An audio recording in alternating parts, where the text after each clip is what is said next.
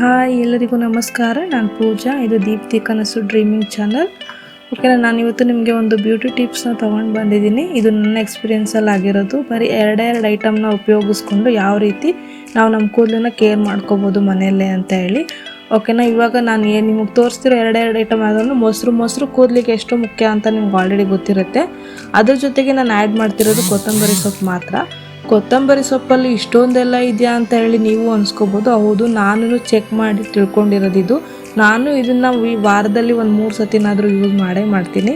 ಯಾವ ರೀತಿ ನಮ್ಮ ಅಂದರೆ ನಾವು ಇವಾಗ ಅಡುಗೆಯಲ್ಲಿ ಯೂಸ್ ಮಾಡೋ ಕೊತ್ತಂಬರಿ ಸೊಪ್ಪನ್ನೇ ನಾವು ತಿನ್ನೋದಿಲ್ಲ, ಅದನ್ನು ಸೈಡ್ಗಿಟ್ಟು ನಾವು ಊಟ ಮಾಡ್ತೀವಲ್ವ.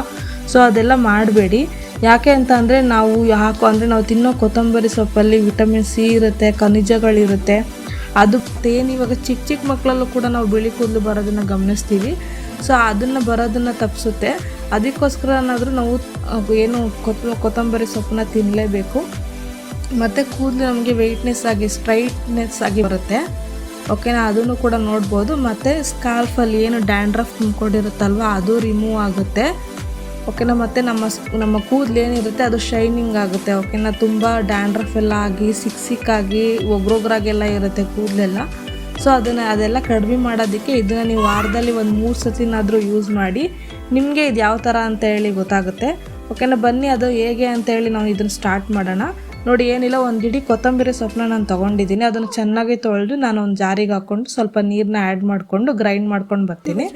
ಓಕೆ, ನೋಡಿ ಗ್ರೈಂಡ್ ಮಾಡಿ ಆಗಿದೆ. ಇದನ್ನು ಇವಾಗ ಗ್ರೈಂಡ್ ಮಾಡಿದ್ನಿ. ಇದನ್ನ ಏನು ಗ್ರೈಂಡ್ ಮಾಡಿದ ಮಿಕ್ಸ್ ಇದೆಯಲ್ಲ, ಸೊ ಅದನ್ನು ಒಂದು ಬೌಲ್ಗೆ ಹಾಕ್ಕೊಂಡು ಅದಕ್ಕೆ 2 ಸ್ಪೂನ್ ಮೊಸರನ್ನ ಆ್ಯಡ್ ಮಾಡ್ತಾಯಿದ್ದೀನಿ.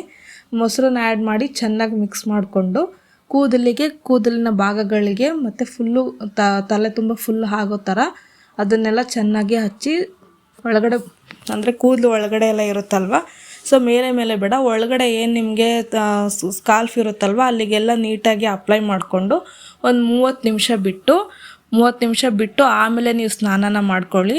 ನೋಡ್ಬೋದು ಯಾವ ರೀತಿ ಚೇಂಜಸ್ ಆಗುತ್ತೆ ಅಂತೇಳಿ ನಿಮಗೆ ಗೊತ್ತಾಗುತ್ತೆ.